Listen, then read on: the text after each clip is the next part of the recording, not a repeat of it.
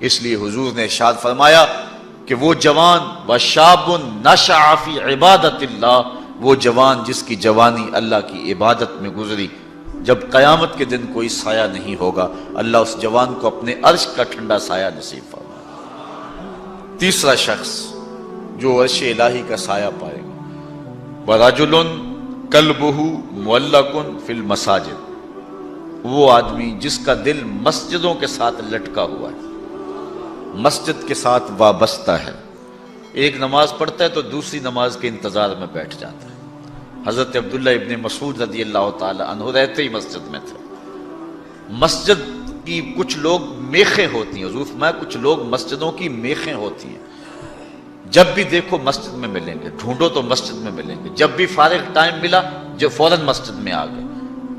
فرمایا اگر وہ بیمار پڑ جائیں اور مسجد کی حاضری سے قاصر ہو جائیں تو اللہ کے کچھ فرشتے ہیں جو ان کا حال پوچھنے کے لیے ان کے گھروں میں جاتے ہیں، ان کی تیمارداری کے لیے جاتے ہیں۔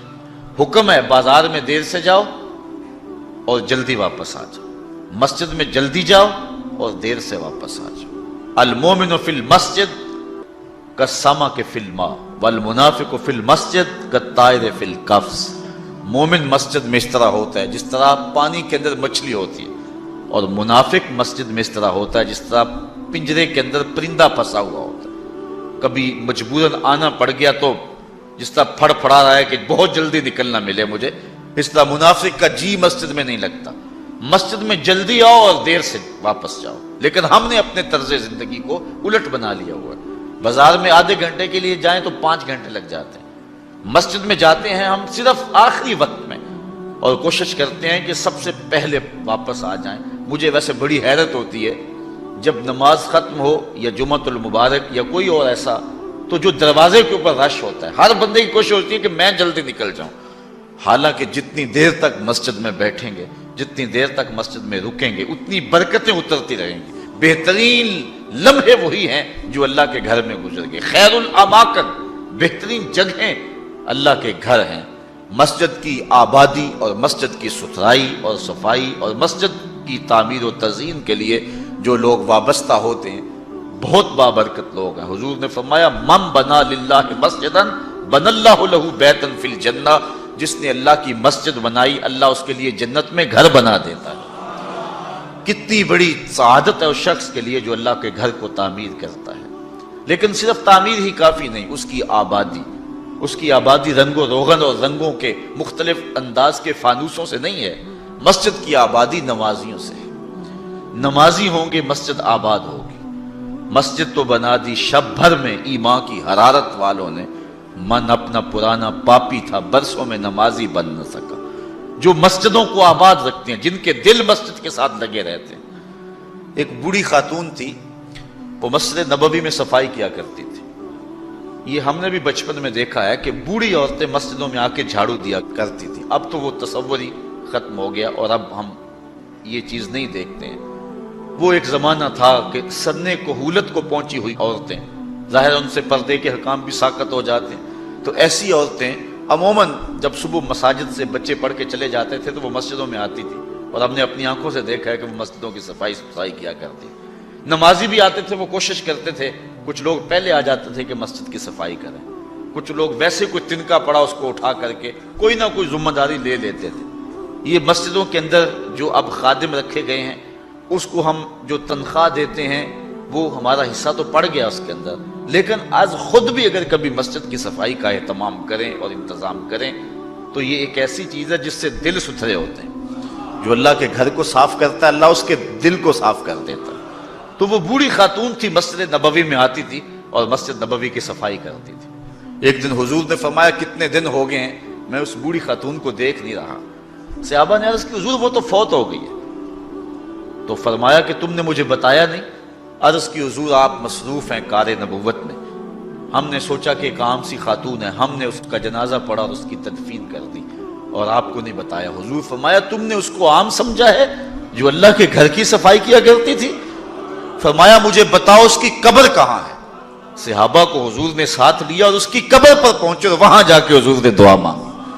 جو اللہ کے گھر کو صاف کرتی ہے اور اللہ کے گھر کی صفائی کرتی ہے، حضور علیہ السلام فرمایا وہ عام نہیں ہے، وہ سعادت مند خاتون ہے جس کو یہ سعادت نصیب ہوئی، یہ دولت نصیب ہوئی کہ اللہ کے گھر کو صاف کرتی ہے۔ تو فرمایا وَرَجُلٌ قَلْبُهُ مُعَلَّقٌ فِي الْمَسَاجِدِ، وہ آدمی جس کا دل مسجدوں میں لٹکا ہوا رہتا ہے، ایک نماز کے بعد دوسری نماز کا انتظار کرتے ہیں۔ ایک روایت میں نے کہیں پڑھا ہے کہ جب کوئی بندہ ایک نماز کے بعد دوسری نماز کا انتظار کرتا ہے اور مسجد میں بیٹھا رہتا ہے، اللہ فرشتوں کو کہتا ہے دیکھو میرا بندہ نماز پڑھ لیا پھر بھی نہیں جا رہا، دوسری نماز کے انتظار میں ہے، تم گواہ ہو جاؤ میں نے اپنے بندے کی مغفرت فرما دی۔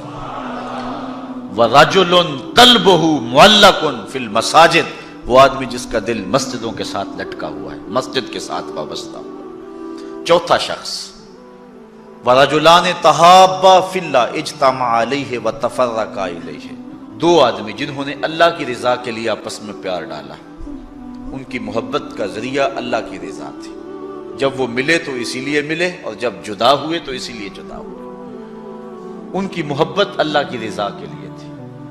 فرمایا قیامت کے دن جب کوئی سایہ نہیں ہوگا ان دونوں کو اللہ اپنے عرش کا ٹھنڈا سایہ عطا کر۔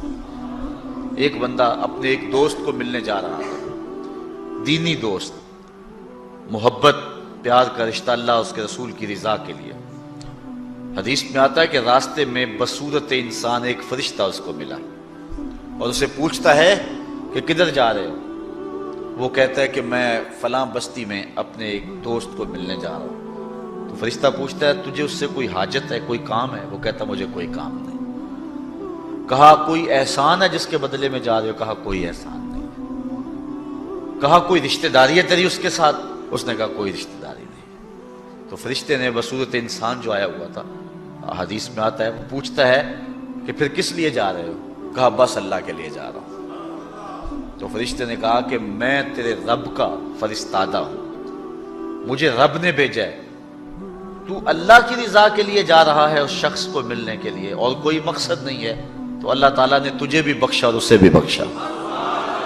جو اللہ کی رضا کے لیے کسی شخص سے دوستی رکھتا ہے، پیار کے اور بھی بہت سارے ذرائع، رشتہ داری سے صلہ رحمی، دودھ کا رشتہ، خون کا رشتہ، کاروباری روابط، سیاسی روابط، غرض کے رشتے، بہت کچھ ہے، لیکن جب کسی سے ملاقات ہو، جب کسی سے تعلق قائم ہو تو وہ اللہ کے لیے۔ الحب للہ والبغض للہ، میرے پیار کا سبب بھی اللہ اور میرے کسی سے دشمنی کا سبب بھی اللہ۔ جب اللہ کی رضا کے لیے دو شخص آپس میں پیار کرتے ہیں تو حضور علیہ السلام فرماتے ہیں وہ اتنے خوش نصیب لوگ ہیں کہ قیامت کے دن جب سورج 1.25 میل پہ ہوگا اور کوئی جو ہے وہ سایہ نہیں ہوگا، فرمایا حضور نے کہ اللہ ان کو اپنے عرش کا ٹھنڈا سایہ عطا فرمائے۔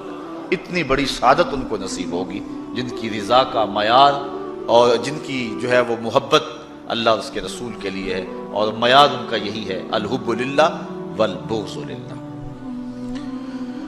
پانچواں شخص جس کے بارے میں حضور نے فرمایا کہ وہ جنت کا سایہ پائے گا، وَرَجُلٌ دَعَتْهُ امْرَأَةٌ ذَاتُ مَنْصِبٍ وَجَمَالٍ فَقَالَ إِنِّي أَخَافُ اللَّهَ، ایک روایت میں ذات حسب وجمال فقال إِنِّي أَخَافُ اللَّهَ، وہ شخص جس کو کسی عورت نے دعوت گناہ دی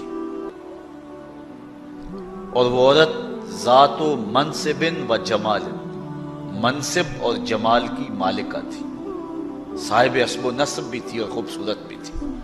اس نے عورت نے مرد کو لبھایا اور اپنے جال میں پھانسنا چاہا۔ اب جب قدموں میں حسن خود بچ رہا، پھر اپنے جذبات پہ قابو کون رکھے؟ لیکن اس جوان نے، اس شخص نے اس کی اس بات کے جواب میں کہا انی اخاف اللہ، تیری بات تو مان لیتا لیکن کیا کروں، رب سے ڈر لگتا ہے۔